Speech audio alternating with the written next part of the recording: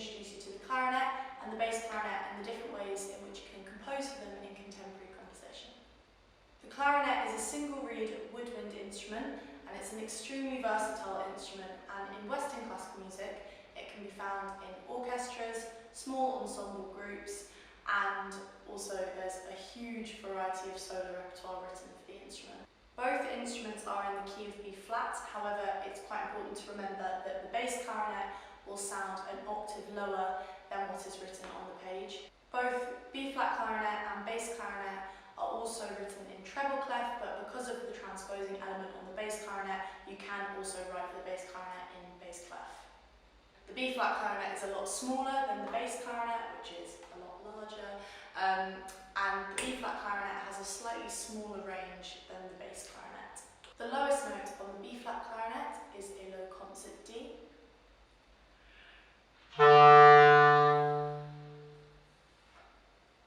And the B flat clarinet can also range up comfortably to a high B flat.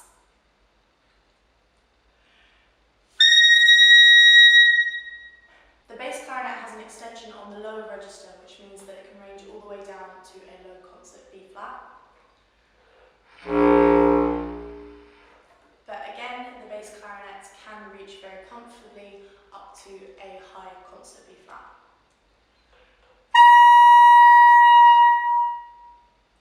Both the bass clarinet and the B flat clarinet are based on a series of harmonics, which means that every note that you play, every fundamental note that you play on the instrument, you're able to achieve higher harmonics above this.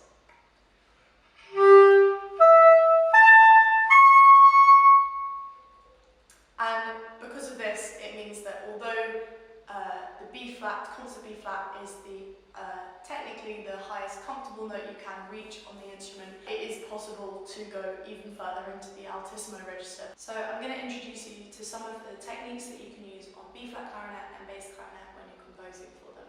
This is a technique that if you're working with a particularly advanced clarinettist, they may be able to do this technique. I personally can't do it, so I won't be showing you it today, but I can explain it to you. Rather than a single tongue as da da da da da, it becomes digga digga da, and you're using the back of your throat to help you produce a tongue note, basically. Double tonguing can essentially help you produce a really fast tongue, so if you do have some passages that you want played staccato and very fast, it's definitely worth discussing with the musician you're working with as to whether they can play with double tongue or not. The next articulation technique that I would like to introduce to you is something called slap tonguing. Slap tonguing is essentially creating suction with your tongue to pull back on the reed, and the reed slaps back onto the mouthpiece, and it produces a sort of percussive slap sound. So slap tonguing sounds a little bit like this. It's definitely worth mentioning that slap tonguing is a lot easier to play on bass clarinet than it is on B flat clarinet, and that is purely due to the fact that the reed on the bass clarinet is slightly wider, so it gives you a larger surface area to create suction, to create the slap effect. It just means that it's physically slightly harder to grip onto the reed on the B flat clarinet. I'd also like to touch on how frequently you should use a slap within a composition. For me personally, when a slap tongue is used quite sparingly throughout a composition, it just gives me that little bit of extra time to readjust my tongue position and make sure that I'm really punching each slap tongue effect that I create.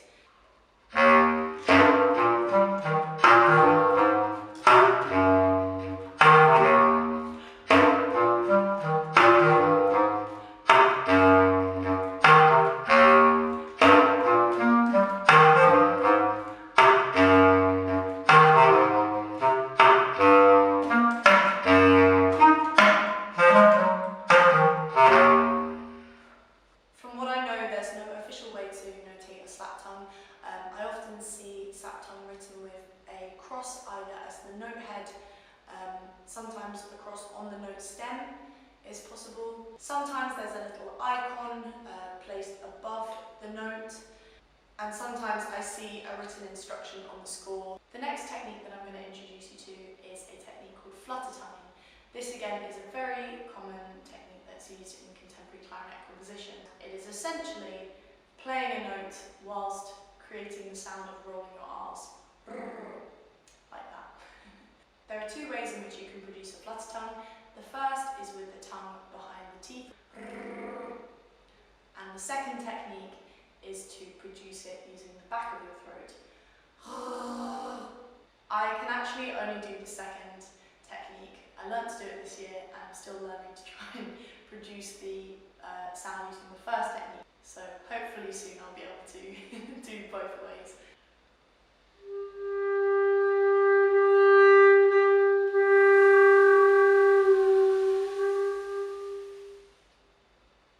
That was a very, very short excerpt from Denisov's Sonata for Clarinet, the first movement. I actually learned to do flutter tongue for this piece in particular when I was learning it, and I learned it using the back of my throat because I feel like this technique helps you produce a very soft flutter, whereas the front of the mouth using the tongue behind the teeth, or tongue at the front of the mouth, is a much harsher flutter tongue. So depending on how you would like the flutter tongue to be used in your composition, if you have a musician who is able to flutter both ways, you can maybe discuss with them what kind of flutter tongue you would like them to use at different points in the piece. This isn't actually an extended technique, but I thought whilst we were talking about articulation, it might be a good thing to mention. Basically, the clarinet can achieve really extreme dynamics, from extremely quiet to very, very loud. And quite often in contemporary composition, I see niente written a lot, or from nothing. It basically means producing a note out of silence.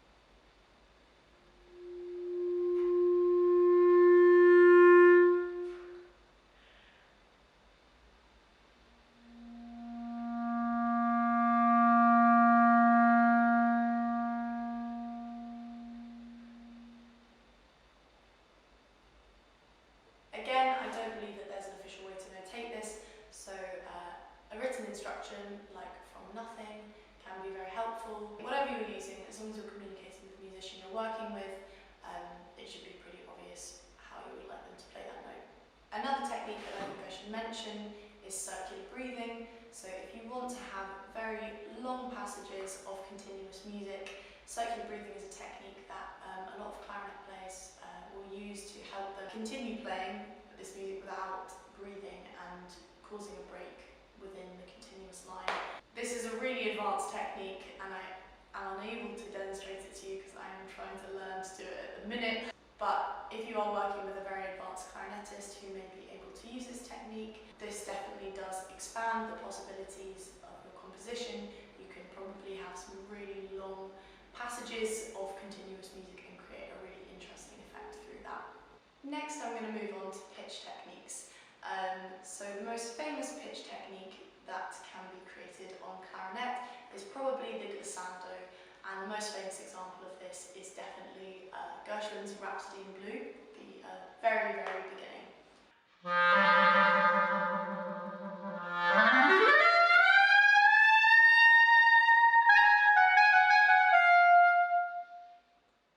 Glissando is essentially a continuous slide from one note to another. This can be two notes with a slightly larger interval, like in Rhapsody in Blue, or they can be very close intervals, such as a semitone, a tone.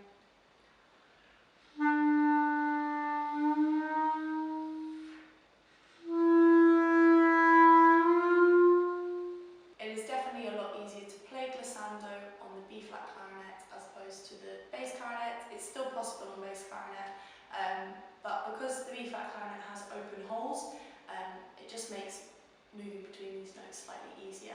There are different ways in which you can notate glissando. Sometimes I see a straight continuous line written between the two notes. Most often it will have the written instruction of gliss above whichever passage involves the glissando.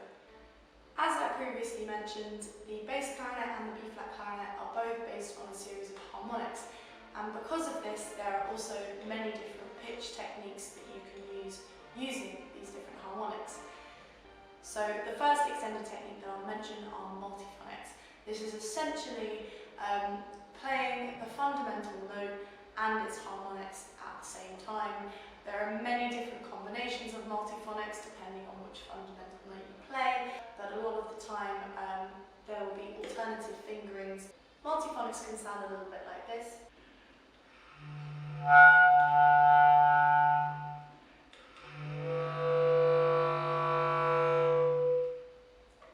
A really great resource for multiphonics is a book by Rehfeldt, and it's called New Directions for Clarinet.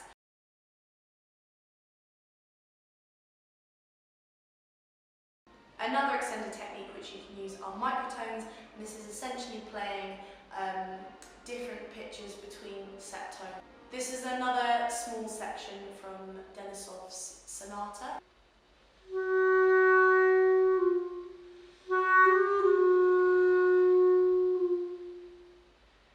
New Directions for Clarinet, again, is a great resource when using microtones in contemporary composition. Another exciting technique that you can use on bass clarinet, in particular, using harmonics, is Spectral Glissando. So it's essentially creating the spectral harmonic sound and then glissandoing at the same time.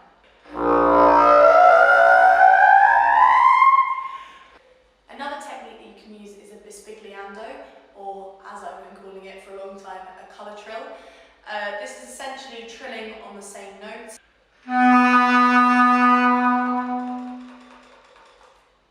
A good way to notate a Bisbigliando could just be a wiggly line next to the note, or again just a written instruction above or next to the note. Another really exciting effect is an effect called growling, and this is essentially playing a note and producing a vocal sound at the same time. Growling will always sound quite aggressive, so definitely take this into consideration when you're writing it into your piece. You might not want to put a growl in a section which you would like to be really, really quiet. Leading on from growling, another really fun technique which I discovered this year was singing and playing the clarinet at the same time. I'm still learning how to do this at the minute, so I'm not going to demonstrate it to you, but a really good piece which does demonstrate this is a piece called Partial Truths by Ziporyn. And lastly, I would like to just move on to unpitched techniques, as these are some of the most effective techniques that you can use on clarinet, especially if you want to write them in texturally into the piece that you're composing. The first technique is slap tonguing without any pitch. Sounds almost like a knocking effect. Another technique is simply just blowing air down the instrument. Another one can be simply just clicking the keys.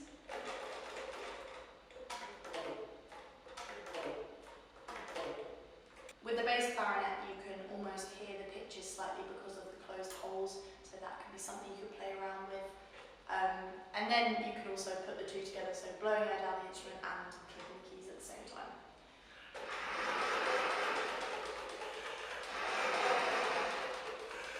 So that was a very small insight into contemporary clarinet composition, and I hope this video may have given you a few more ideas of the different techniques that you can use when writing for the instrument.